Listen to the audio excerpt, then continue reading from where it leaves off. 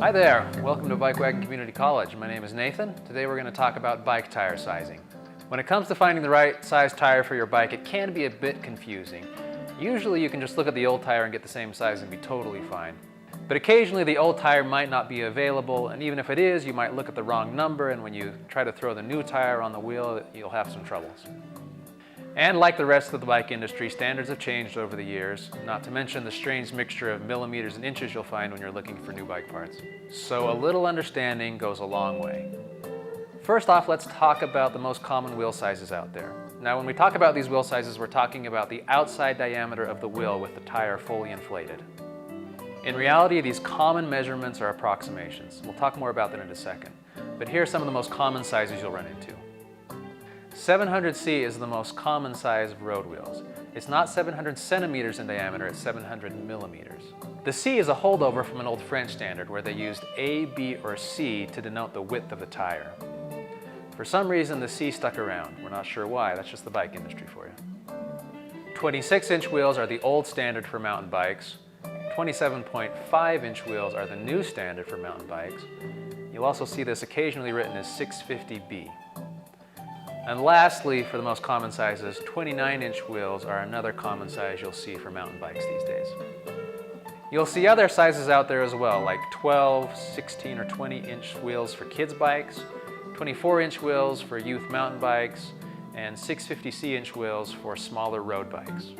So I call these common sizes because that's the way most people will refer to the wheel or tire size.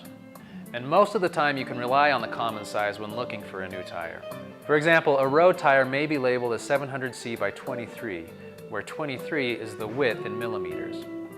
Or a mountain bike tire may be labeled as 27.5 by 2.1, where the 2.1 is the width in inches. However, you will occasionally run into some problems if you rely just on the common sizing. For example, older bikes that are, say, 30 years or older will have a 26-inch wheels, but they'll be labeled as 26 by 1 3/8. Remember what I said about standards changing? 26 by 1 3/8 inch wheels have a different internal diameter than regular 26-inch wheels. So if you get a 26-inch wheel with a different width, when you go to throw it on your rim, you're going to run into some problems. The more reliable measurement is the ISO measurement. ISO stands for International Standards Organization, and they adopted the ETRTO measurement. ETRTO stands for European Tire and Rim Technical Organization. Sometimes you'll see it labeled as ISO and sometimes you'll see it labeled as ETRTO. Just know they're the same thing. Whatever you choose to call it, this number is much more exact and reliable. It will always be written as a 2-digit number and a 3-digit number separated by a hyphen.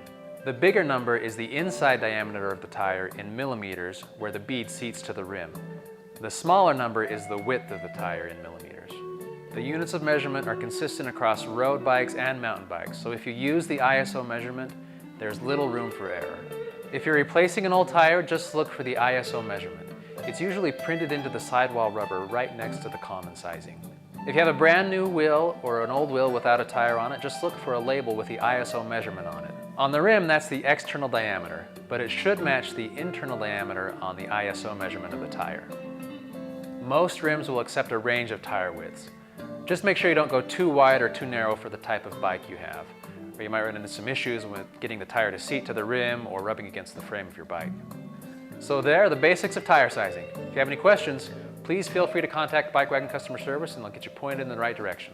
Thanks for watching. Ride well, my friends.